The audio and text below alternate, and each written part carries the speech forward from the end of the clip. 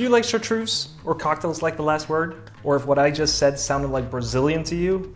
In that case, let me ask this. Do you like refreshing herbaceous cocktails? Yeah? Alright, then this video is for you. Let's make the Champs Elysées. If you're new here, my name is Johan. Welcome. Don't forget to hit the like button if you want to help me out, and if you want to help yourself out and learn more about classic cocktails and techniques, make sure you subscribe to my channel. The Champs Elysées is a classic, vintage, or if you want to call it an old school cocktail that can be found in a book called Drinks, Long and Short from 1925, but it can also be found in the Savoy cocktail book from 1930. For the ingredients, we're going to use cognac. And what is cognac again? Cognac is a spirit distilled from wine. Another thing about cognac is that it can only come from a certain region in France. If it's from anywhere else in the world, it's simply called a brandy.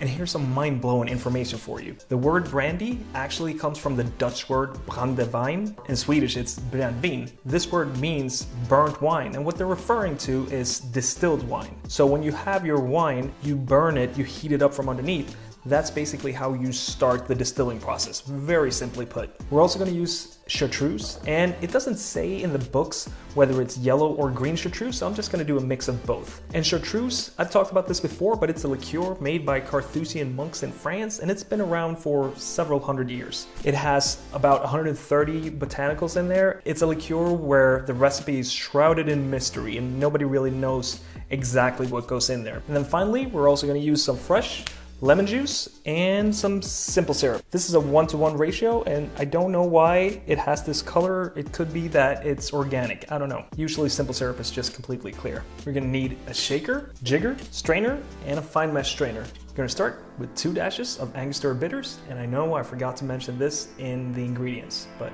here goes. Half an ounce of your simple syrup,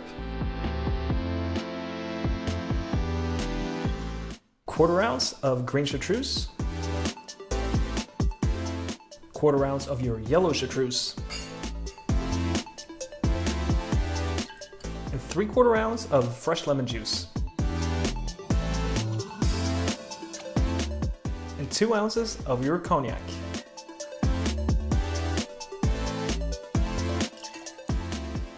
Gonna get some ice for my shaker. Now that I have my ice, I'm gonna shake this cocktail for a good amount of time because I'm gonna be serving it up, which means, and I've said this a couple of times before, it's not gonna be more diluted or more chilled in the glass. So once you pour it, it has to be ready to go. And if you need to, while you're shaking, you stop and you straw taste it to see where you're at. There's nothing wrong with that.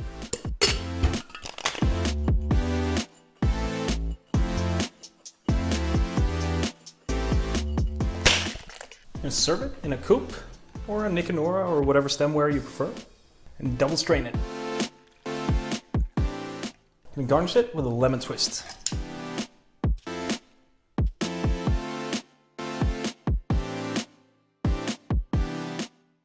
Let's give it a sippy sip. That one's for you, Vino. This is really good.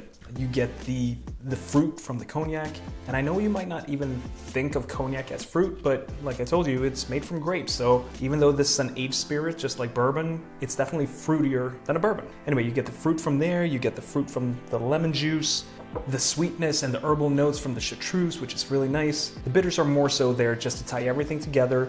Think of it like seasoning in cooking. That's what bitters are to cocktails. That's it for today. Don't forget to like and subscribe. And to all my new subscribers, thank you so much for being here. Please say hello in the comments so that I know that you're there. And if there's anything else you want me to do on the channel, just let me know. Because I'm actually out of cocktails now. I don't know any more cocktails. Yeah, I guess I'm gonna do a passion fruit margarita next week. Just kidding. I know 3 more cocktails. All good.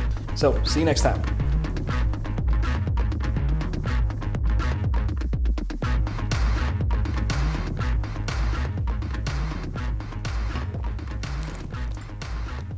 That's how classy I am.